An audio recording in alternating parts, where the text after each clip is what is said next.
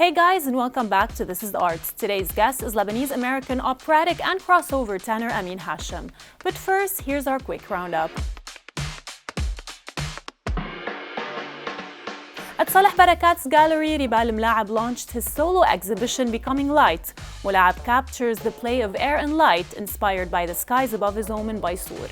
His works depict the changing sky from day to night with delicate brushstrokes that translate the vastness of nature onto a large canvas. At La Résidence des Pins, Green Cedar, Lebanon launched Écho d'Éternité, a book showcasing 34 cultural sites under enhanced protection by UNESCO, captured through paintings and photography by various artists. The Arab Art Fair just launched its 4th edition at the Riviera Hotel, bringing together Arab artists. It's the first art fair dedicated entirely to Arab art. And that's a wrap on our roundup.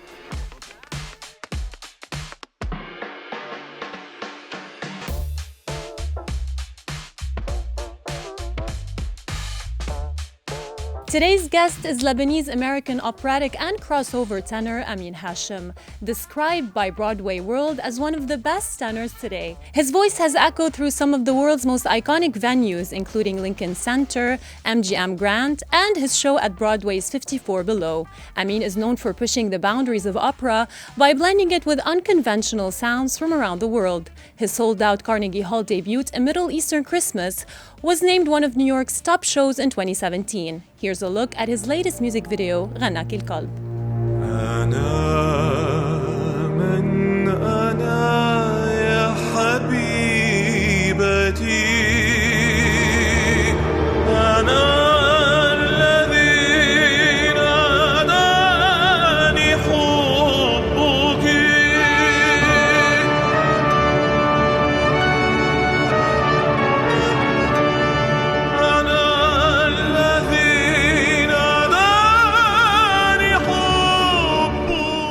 Amine, welcome to This is Arts. It's a pleasure to finally have you on the show. Thank you, Leila. I'm so happy to be here. We're so happy to have you back in Lebanon, and congratulations on your latest music video, Ghannaki Al Qalb. We're going to be talking about it in just a few moments, but first, I would like to go to the very beginning. What took you all the way to New York? Well, why New York? New York has always been a dream. I've always wanted to be in the United States. At first, I grew up here. I studied here, did my education in music and international business economics, all that, piano. And then my second step was in Europe, between Germany, Italy, and Italy. And then New York was always like, the American dream. I have to do it. I have to make it there. It has to be part of my life. And that's what happened. Mm-hmm. You've performed in Arabic, English, Portuguese, Spanish, many different languages, different genres as well, blending your Middle Eastern roots with your Western classical training. Can you tell us more about that fusion? Well, so the way it started was I was pretty much a crossover and operatic performer, and I was singing mostly Western, not mostly, I was just singing Western music, Western classical music and Western crossover pop music, English, Italian, French, Russian, etc.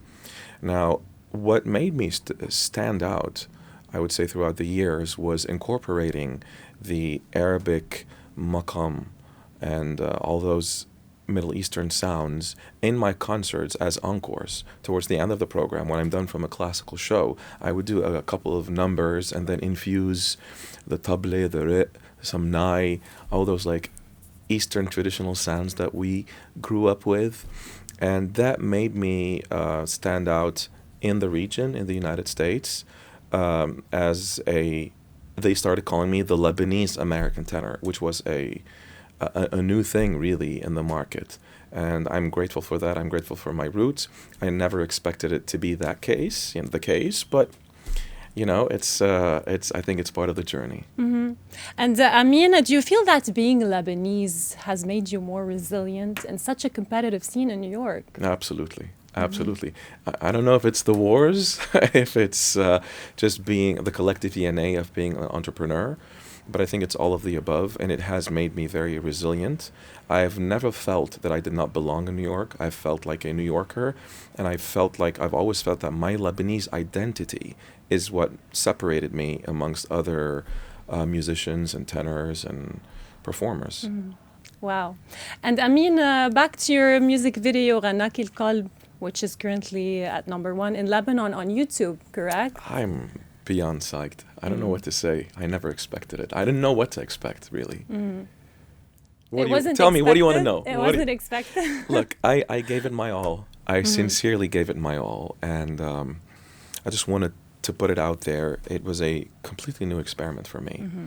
Would you like to know the story behind it, though? Of course. And it was also written by your mother. Yes. How did that happen? So the lyricist is Fadia, my mom, and I composed it alongside my music director, Brian Holman. We have to go to the beginning of it all. So the genesis was, I had a concert in 2023 in Jordan. The person who hired me is so dear to me. His name is Elias Badour. He's a Jordanian. And he booked the amphitheater in the Dead Sea. And he wanted to honor his wife, Razan.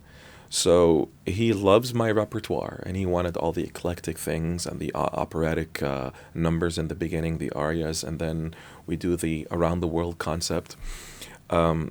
He said, my dream is for you to sing my poetry and to dedicate it to my wife, Razan. And this was like one of the most honorable things that anybody has ever said to me.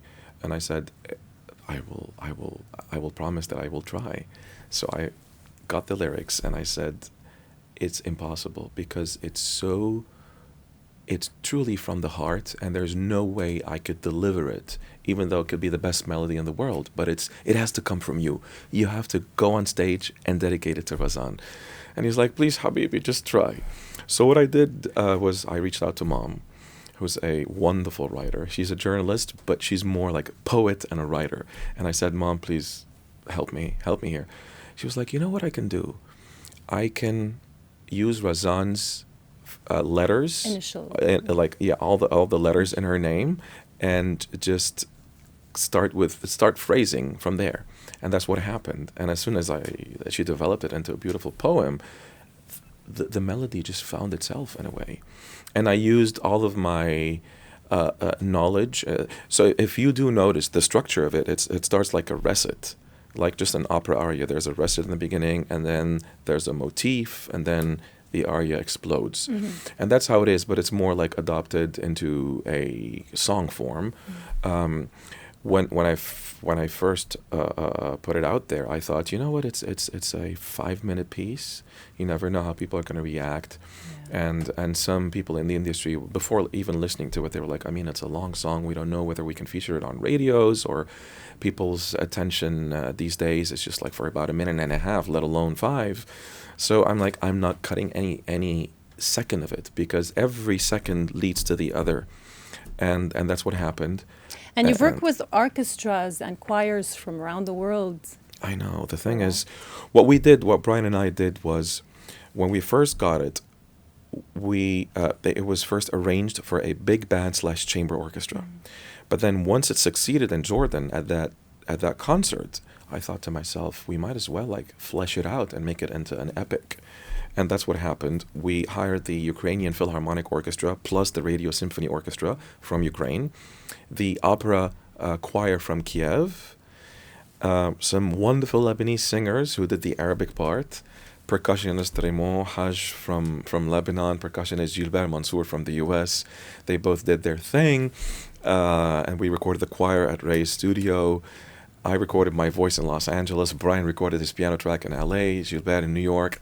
It was like a... And your brother directed it as well. Andrew directed the video, and Dad coached me to sing proper Arabic, because he's my biggest critic, and I'm so glad. So it's a family affair, really. Yeah. And I'm so thrilled that we were all able to do this. You've unintentionally created a new musical form, if we can say that. That's what they're saying. My intention was not to do any of that. My intention was to like put out there what's inside of me, and they're saying that it's a new form. If that's the case, I hope I can create more. In what way a new form? You're merging operatic structure with Arabic melodic phrasing or maqamat. Right? Yeah, you could say that. So the harmony is pretty much Western. The language is the official Arabic, and what we're trying to do is create some sort of what we call high Arabic. which is properly sung in a classical fashion, similarly to what they did in the German. They call it the High German, which is different than the spoken German. It all stems from truly from the Italian school of singing. So it's under development. I cannot say that it's the final product, but it's work in progress. I mean, the region is witnessing a historic moment for music. You're currently in Lebanon rehearsing for your upcoming Arabic opera, Antar Abla, which is incredible. Thank you. Yes, I'm so delighted to be doing this. Tell us more about it. So the way it happened, Mr. Maroon Arai reached out to me, who's the original composer of the project. And he said that he would love for me to be involved in this project, and he wanted me to do to perform the lead role, Antar. And I was truly thrilled about this. And when I checked out the libretto and the whole score, I told him that it was not written for a tenor, and if I were to be involved, I'd like to do some changes. And the next thing that happened was he was like, green light, please do whatever you want. Change it to a tenor role if you must. And in fact, I would love for you to be the executive producer on the whole project. And this was one of the greatest honors of my life, really, because he put his trust in me, and we share the same vision. He's such a visionary man. And it's funny, it's like we found ourselves later on in life, because I started... He started as my teacher in the 90s at the conservatory. He was my solfège teacher. And we ended up being partners in this project.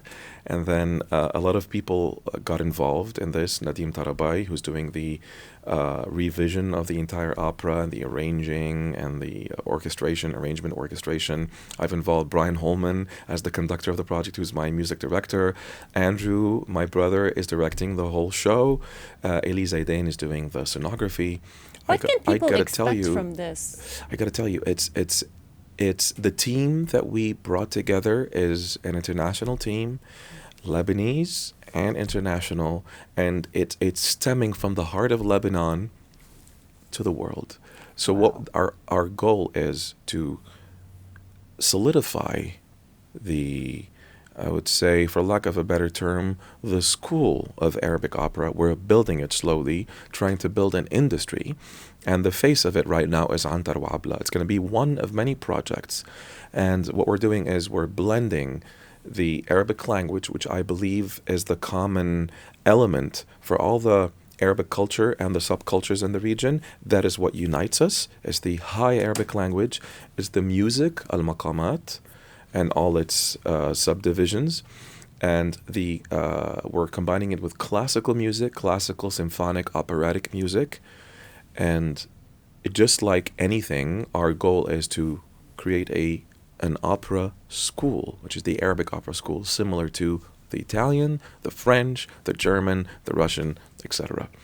That's incredible. Yeah. Wow. Our goals are massive, but I do believe we can succeed, because I feel it in my bones that there's a renaissance that's happening in the region, and we all have to join forces in order to make that happen. Wow. Best of luck, Amine. Thank you. It was such a pleasure to have you on the show. Thank you so much. We're very much looking forward to that Thank opera. Thank you, Leia. When is it going to happen? It's going to happen from December 9 until the 14th. It's 6 shows back to back, which is insane, but we're loving it and we're enjoying every single moment of it. I hope that people will show up in Abu Dhabi and from Dubai and maybe from the rest of the Arab region. It's at Sheikh Zayed Sports City. It's in a tennis stadium. We're building a major amphitheater that Elie Zaidain is supervising and creating. And just come, all of you. We're waiting for you. Thank you so much, Amine. It was such a pleasure to have you on the show. Thank you, Leia. I appreciate you.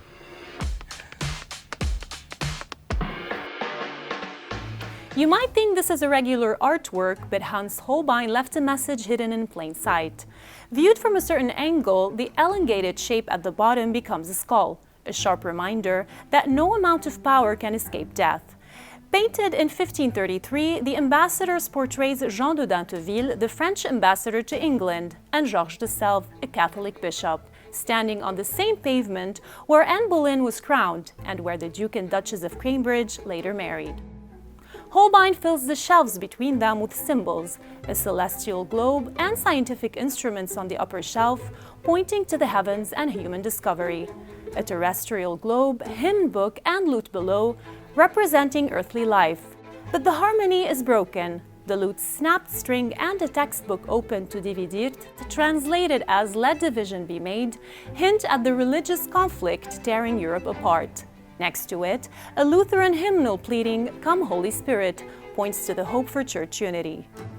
Still, the ambassadors stand composed. Holbein reminds us that larger forces shape their world. Mortality symbolized by the skull, and salvation suggested by the faint crucifix tucked into the upper left corner.